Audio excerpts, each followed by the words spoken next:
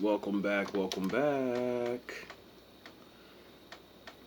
It's about to get a little raw. Um while you sit around and believe, you know, I sit around and just watch. And history repeats itself. That's about it. Of the world are members. What is the percentage of the world's population of the United States? 4.5%. You understand? We are 4.5%. They are 50 to 60%. In the words of Mickey Mouse, those odds are not so good, no matter how you cut it. And as a group, let me tell you how you cut it. We in economics have this little game. We ask, what is the total output in goods and services in a year of a country? Gives us a kind of rough idea of how big a country it is, how important its footprint is in the world. Okay, so if you take the BRICS together now, they are about 35%, maybe a bit more, total output of the world. If you add up each of those countries' total output in a year, and you add them up, they account.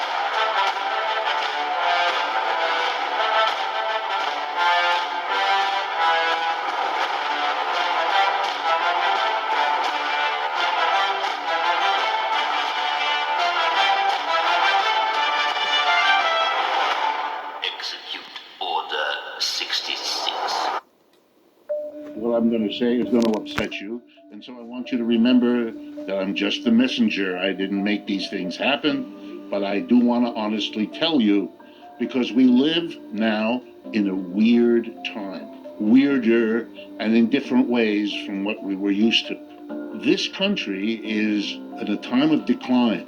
And when an empire declines, which is something we haven't gone through because empires don't decline very often, but let me tell you from the history books, a little bit we can tell, it's not fun to be in a declining empire. Much more fun when the empire is going up, which was the last century or a century and a half of this country, the ride up. We are now on the ride down. We haven't been prepared because we have leaders who cannot say a word about that. I want to just drive that home because the split in this country is really about that. So let me start with the split in the obvious way. And that split is everywhere now. And if you haven't noticed it yet, you will, because it's going to impact your life in all kinds of ways. So one of them is a little bit about what a declining empire means, to give you the context. The United States lost the war in Vietnam. When I say that in my classes, my students look at me, they never heard such a thought. Rogue agent detected. Impact your life.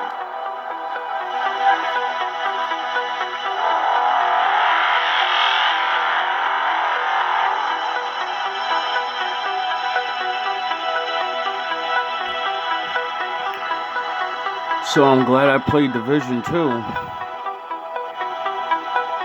I'm glad I believed the Bible.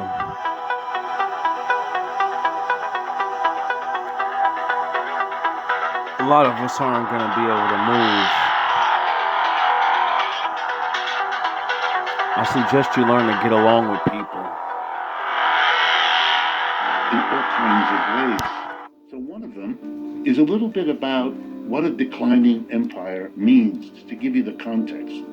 The United States lost the war in Vietnam. When I say that in my classes, my students look at me, they never heard such a thought. America, as they know from the comic books they read as children, only wins wars. It doesn't lose wars, but we lost.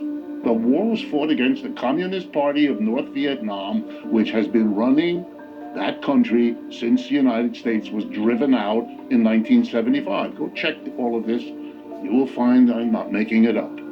After we lost the war in Vietnam, we went and had a big war in Afghanistan, which we also lost. That war was against the Taliban, which now runs that country. It's a good sign that you lost. We lost the war in Iraq. We are in the process of losing the war in Ukraine. If I were in certain audiences, I wouldn't dare say what I just said, because they couldn't hear it. They could not hear it. But it is the reality.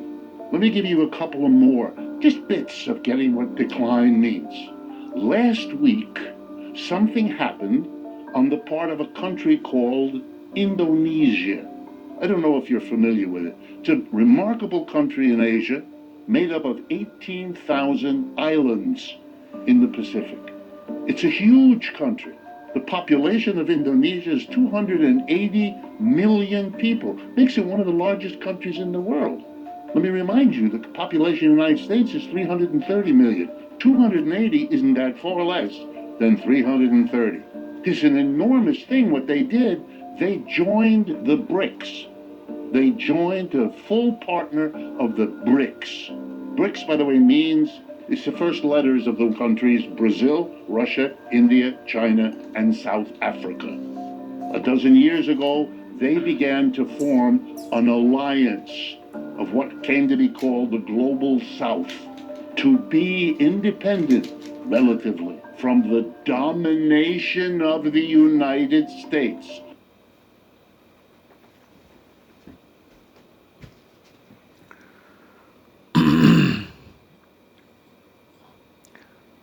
Things have to change eventually because people get smart.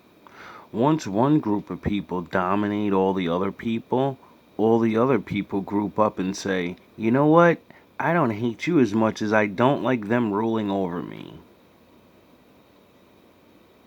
So how about we unite and you get to rule where you rule, I'm gonna rule where I rule, and they're not gonna rule over us anymore.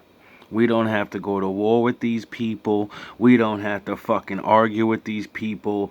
It's more of us than there are them. And they depend on us for everything. So what we're going to do is charge them ridiculously amounts of money for everything. And slowly but surely, they'll go into debt. And since we're in the business now, we're going to make sure you go into debt. And keep on going into debt. And then we'll cover your debt, thus owning you financially. And if you run your fucking mouth and you want to get busy with it, well, there's more of us than you. We'll send the poor niggas at you. You know, the 300 million they just said is in one small bunch of islands. It's not including, Brazil millions and then China millions and then all the other millions. You get it? So they're not fucking around anymore. People have learned to wait patiently and say, yes, you're the big wolf on the hill. And all the little wolves under you, we're just nobodies until we stop kicking up to you. And then you realize, oh shit, I forgot I gotta do work. And now if I don't do, I'm gonna die. Oh fuck, I gotta get my own people to do work, but everybody's lazy and shit. The fuck am I gonna do now? You're gonna have to call the niggers again. But you've treated us so bad that, we're flying out of the country massively. You ever notice a lot of those smart black men that can leave, do leave, because they see this shit coming. And they know once this shit hits the fan, you're gonna abuse the life out of us. And we're not even doing anything. We're trying to fucking get this place back in order. But you're gonna brutalize us for your mistakes. And the core economy there, the biggest one, the most powerful, is, sorry to tell you this, I know it'll come as an upset, the People's Republic of China. Remember, I'm the messenger. I have no responsibility for this at all. China. And that's why Eddie Griffin said, you better start learning Chinese. Ni hao, shen shen ne. Remember that joke? He wasn't fucking joking. And the BRICS. Indonesia joined them. Together now, the BRICS built around China, have as the population of the countries that are part of the BRICS, about 22 countries now altogether. They have about 55 to 60% of the population of the world.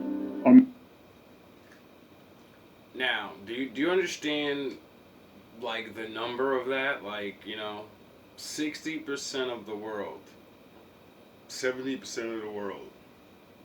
You know, the world is literally divided now. You get it? And like regular people like me, I don't want no parts of what's coming because I know what comes. I know what's next. Everyone can know what's next. You know? People been shoving their weight around and fucking talking crazy to people for years. And I don't think other people like it. So, if and when, just remember the Wolf Guard is on nobody's side. I'm going to hopefully be in the mountains or in another country watching from a TV set. Members. What is the percentage of the world's population of the United States? 4.5%. You understand? We are 4.5%. They are 50 to 60%. In the words of Mickey Mouse, those odds are not so good, no matter how you cut it. And as a group, let me tell you how you cut it. We in economics have this little game. We ask, what is the total output in goods and services in a year of a country? Gives us a kind of rough idea of how big a country it is, how important its footprint is in the world. Okay, so if you take the BRICS together now, they are about 35%, maybe a bit more, total output of the world. If you add up each of those countries' total output. Meaning, do you give anything to the world or do you just take? Because it's about giving now. How important is your country for real? By what you produce. What do we produce? Nothing. Nothing. No one's buying cars from us. No one's buying anything. The only thing people come here for is education and entertainment. And they don't need to come here to be educated anymore because they're finding out that our shit is bullshit. You know? And they're finding out that the shit they can learn, you can just do shit online now. Like, you get it? Like, the usefulness this is just a fucking one big warship. You get it? We need to be useful in the world. And nobody needs a bodyguard anymore. But in a year, and you add them up, they account for 36%, more or less, of the world's output. Now let's compare that to the United States and its major allies. Those are called the G7, the group of seven. United States, Japan, Canada, Britain, France, Italy, and Spain. Okay, that used to be the dominant player of the world. That used to be what world trade meant. Yep. What they did. Together they, that's all of them, now account for about 28% of the world's output. Do you understand? The BRICS is now what the United States was, but is no more. Now, if you're looking to where the wealth is, you go east, not west. If you're a poor third world country, as we used to call them, and you need money for a build railroad, or you need to find places to sell your exports, you direct your diplomats first to go to Beijing, because that's where it's at. If you can't get a good deal there, well, you might go to London or Washington. But whatever you are doing, you're going to play them against each other. You're going to say to the Americans, oh, that's the best you offer? Let's go the other place, see what they offer. You want to know why most of the railroads being built in Africa today are being built by the Chinese? There's your answer. They got a better deal. Everything is changing because of this, except here, where the make-believe is the way this country is dealing with this. Denial. We all know it from our personal lives, right? When we've lost a friend or a lover, and we had to wait until all our friends told us what we couldn't face ourselves.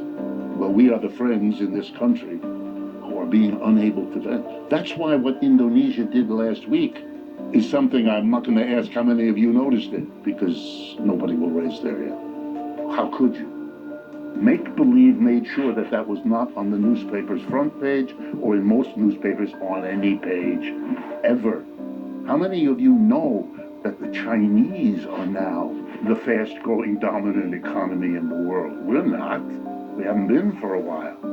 Every major high-tech firm in this country has an analog in China. When we heard earlier that there was an offer by China and by Russia to work with the United States earlier, which the United States turned down, that's part of denial.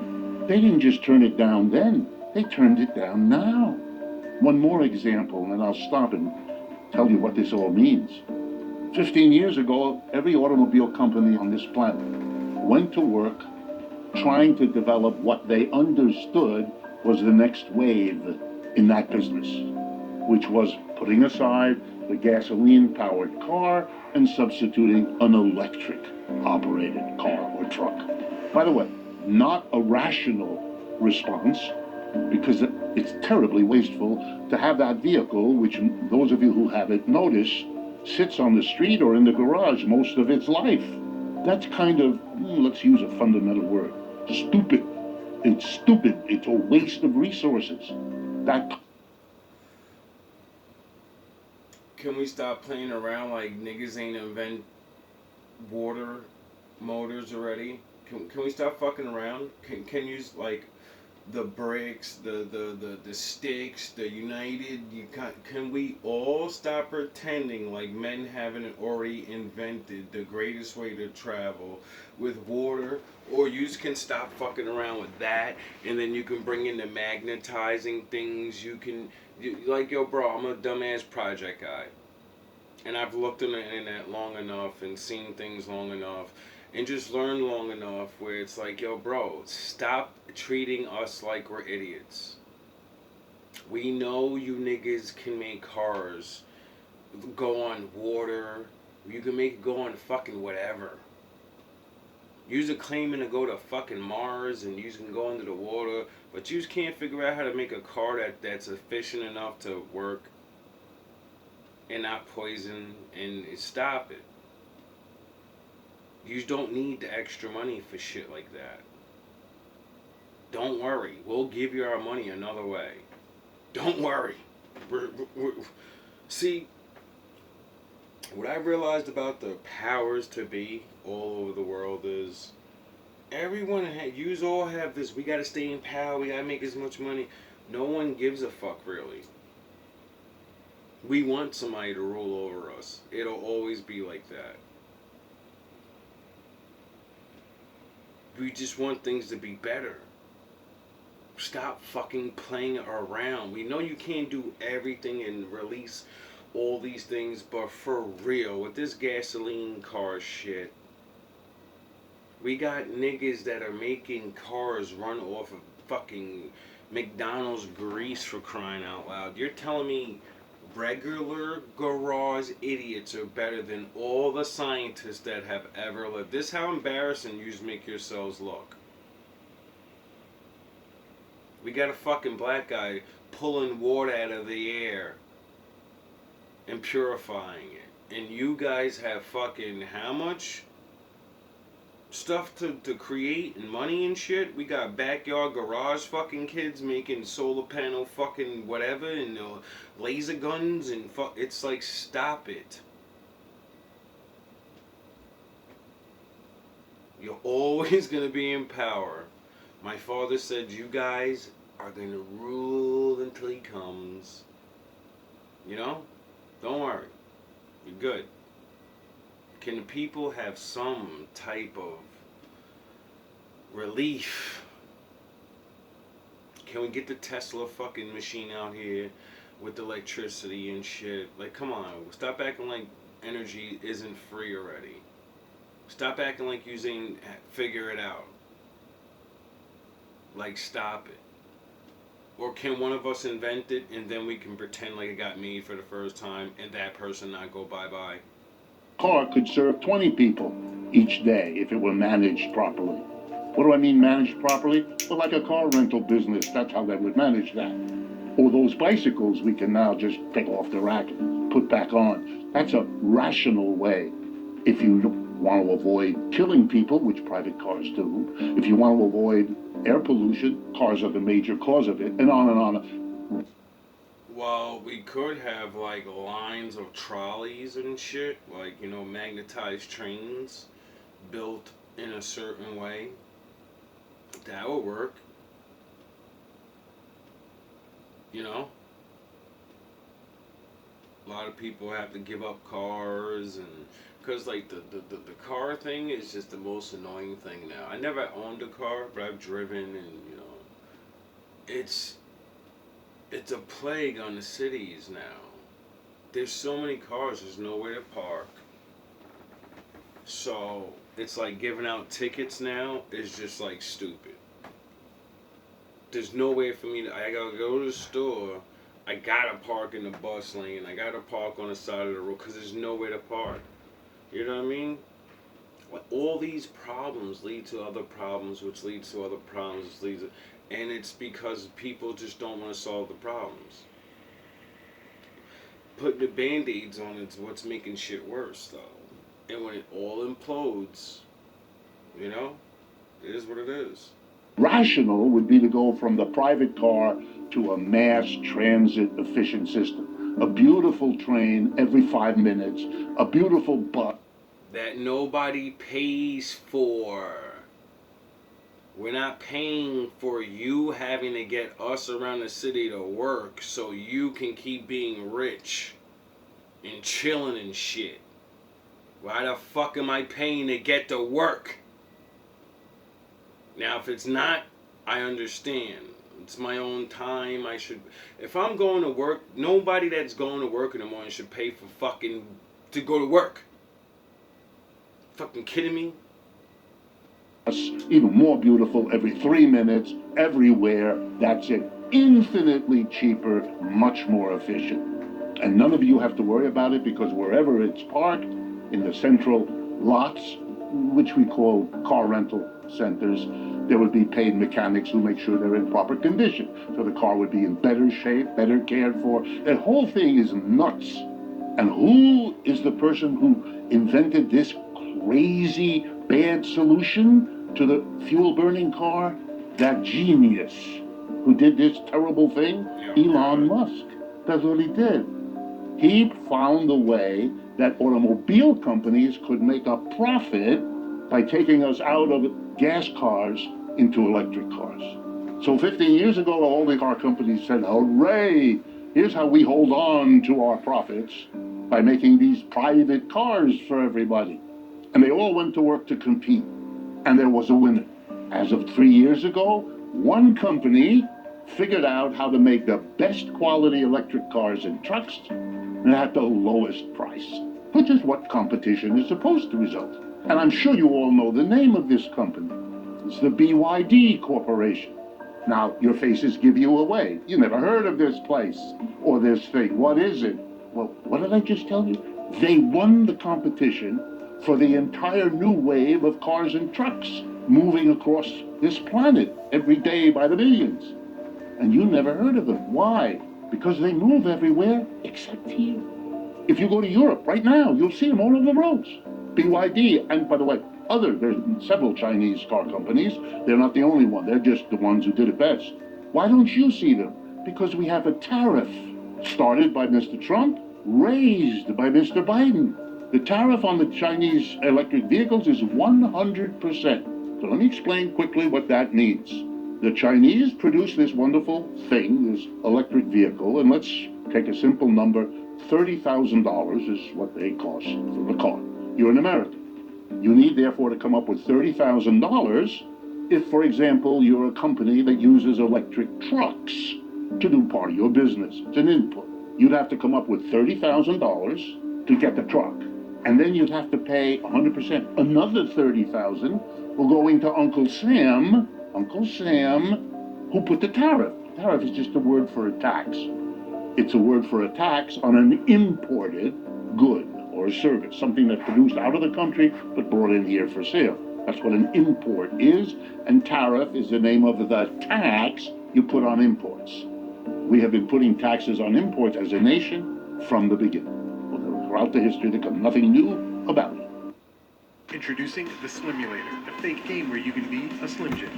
Percent, which means an American would have to buy that truck by giving China 30 grand for the truck, and Uncle Sam another 30 grand, and so with 60 grand, you get the truck. But of course, no one does that. Why? Because Ford and General Motors and Tesla will sell you an electric car or truck for a mere 40 grand or 50 grand or something like that. So who's helped by this? Ford and General Motors, they wouldn't be able to sell their crappy cars otherwise. None of us buy a $40,000 or $50,000 electric car if we're going to do that, and give BYD $30,000 for a better car rather than $40,000 or $50,000 to General Motors, however patriotic we might feel. Well, you could solve that problem by letting better inventors, invent for you. United States, like there's a lot of black guys making shit from the garages, and there's a lot of kids, and there's a lot of, oh yeah, I forgot. That's not what nobody wants. Only whoever you want to hire, and it seems like that's not working anymore. It seems like you're falling behind, and I don't know. You kind of got the jewels of the world. I think the Lord gave you the greatest inventors or lucky charms in the world. So I think you should start using some of those and letting them go free and saying, here, go call your father for ideas. You never gotta work again. Anything you point at is yours. Cause we're not going for paychecks. We're not, no.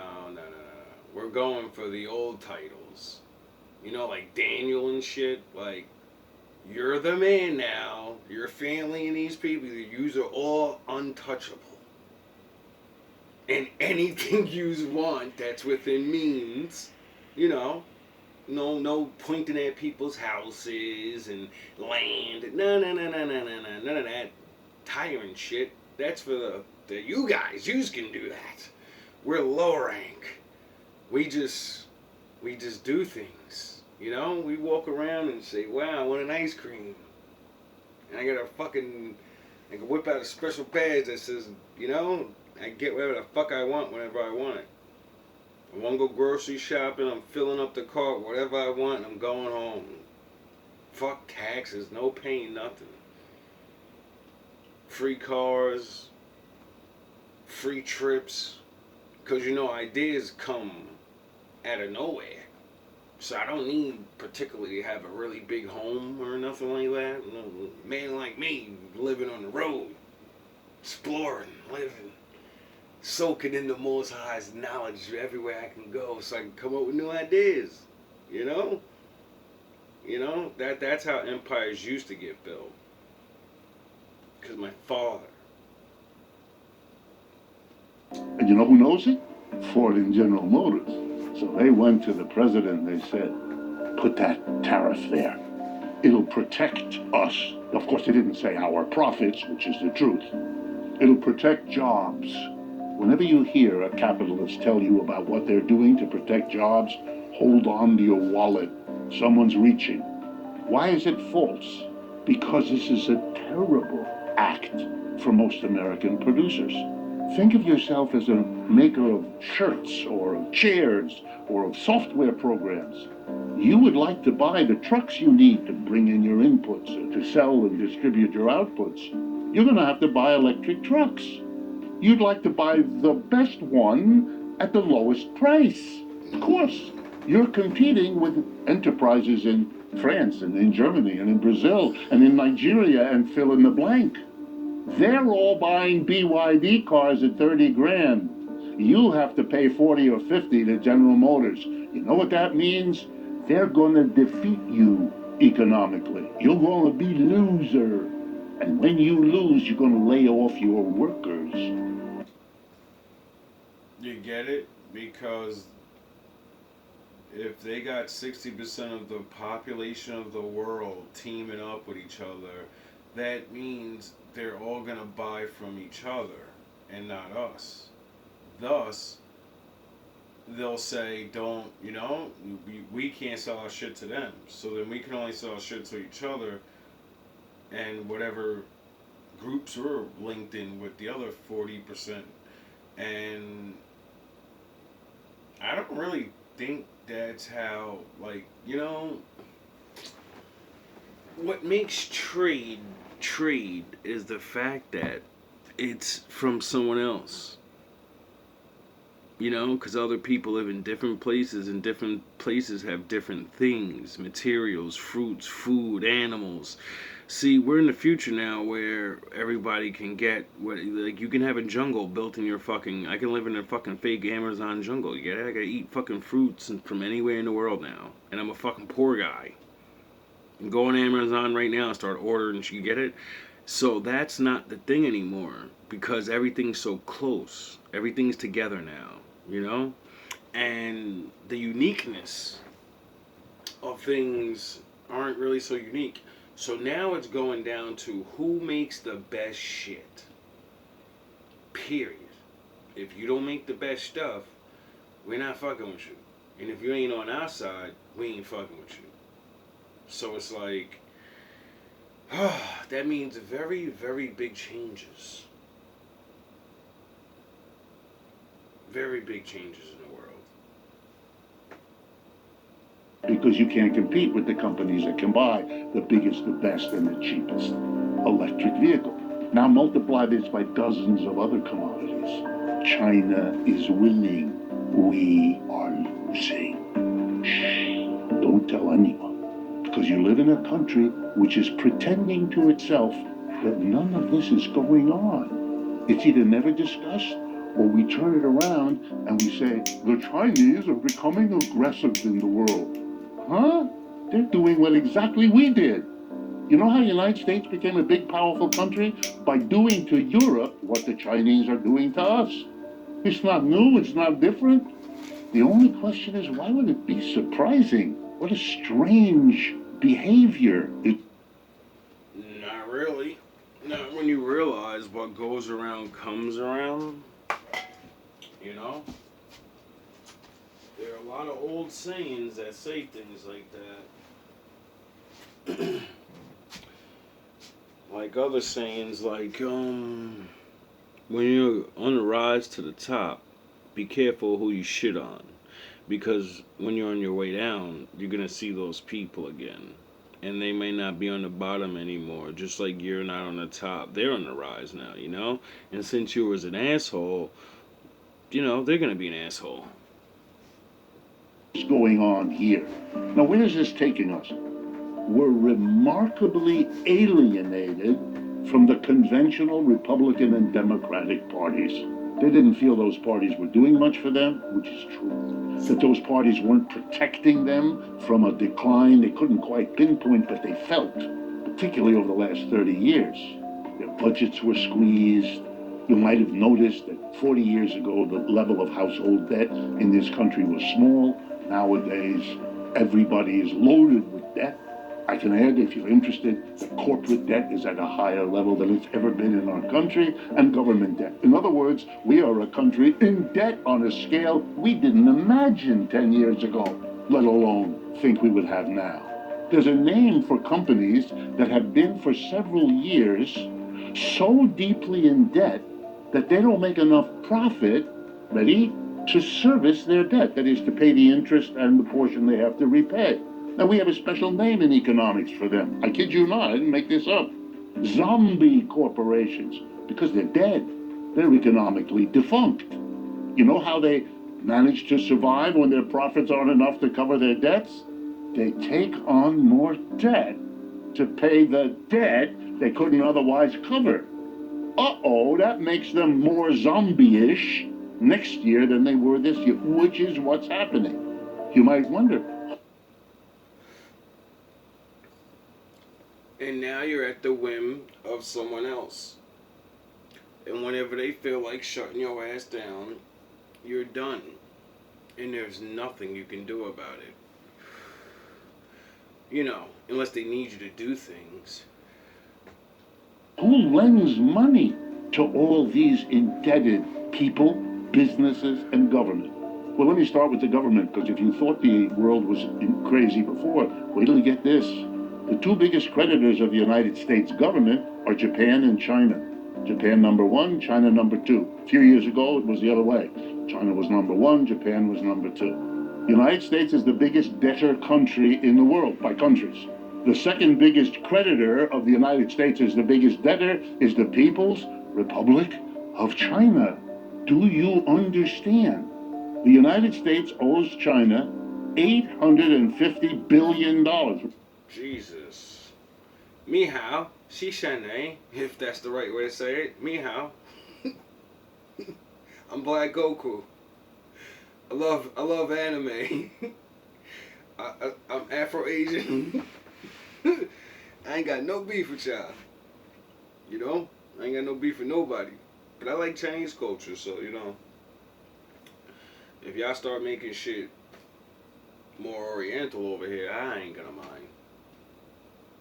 Their country actually is beautiful. You know? They like to follow certain laws. I like law. You know? I like law. Too much law is, you know, not good for you, but you know, that's why I like the United States at the same time with the freedom thing. But too much of anything is not good for you. Too much freedom is bad for you. Too much law is bad for you. That's why it has to be a balance. Roughly. It has to pay interest, of course, on that debt, like it has to pay on others. Which means I'm here to tell you that a portion of the taxes every one of you in this room pays when you buy a bottle of beer, or you smoke a cigarette, or you pay your taxes, a portion of that money, you should be very pleased, is collected by the United States government, not used for houses or medical care or student loans, but shipped to China as interest on the debt to enable them to build their military capacity to fight the United States. And we're going to end it there. Now, a long time ago, when a country went in debt, the country, the government, they had to pay it. But I forgot when or, you know, how. But a while ago, they made it where the people are in charge of the debt of the country. So they don't really owe anyone anything. We owe people $80 trillion. You get it, right? You do get that, right?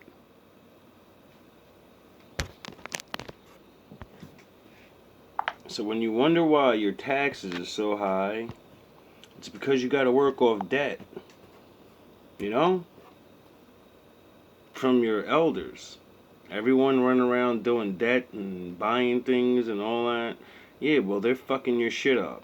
So when a man like me comes along and says, everyone's got to tighten their belt, because we got a lot to pay off, baby.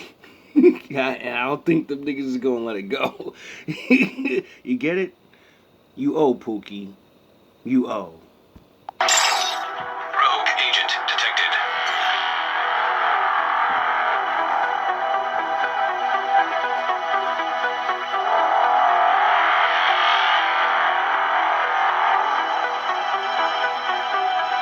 May God help us all.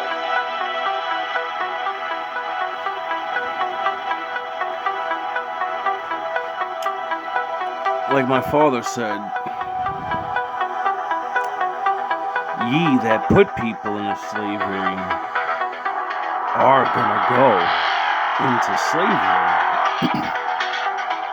And if you don't think $80 trillion in debt is in slavery, you're fucking stupid, dummy. Welcome to the world of the real. You know, like Morpheus said to Neo when he woke him up, welcome. Welcome back. Welcome back. You old niggas are ashamed. You old niggas couldn't even figure out what they were doing the whole time. You just kept buying shit and gotta get alpha. Gotta have a big house. Yeah, thanks a lot. Thanks.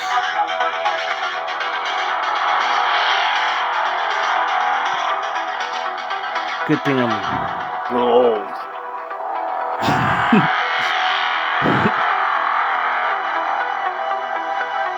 This the last generation, baby. After we're gone, shit, we're already seeing it now. It's just getting harder and harder every day.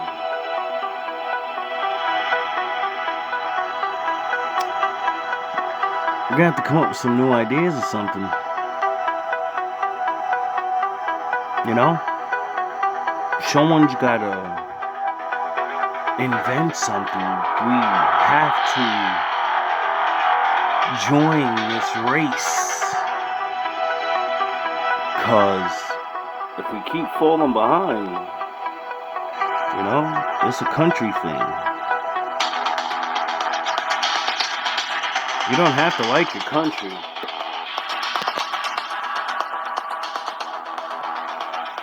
You don't have to like your country. But if you live in it, it's still your country, you know? See, that's always been my philosophy. I'm here, so I have to deal with the problems that are here. I suggest people at least start getting along with each other. Stop fighting over nonsense. You know, putting yourself more in debt. I suggest people with children start to teach their children how to handle their money and stop focusing on being rich. Focus on keeping money in your pocket and how to get more, because, you know, that seems to be the biggest problem. Is people just don't want to live regular. Regular is not too bad, you know? It's better than nothing.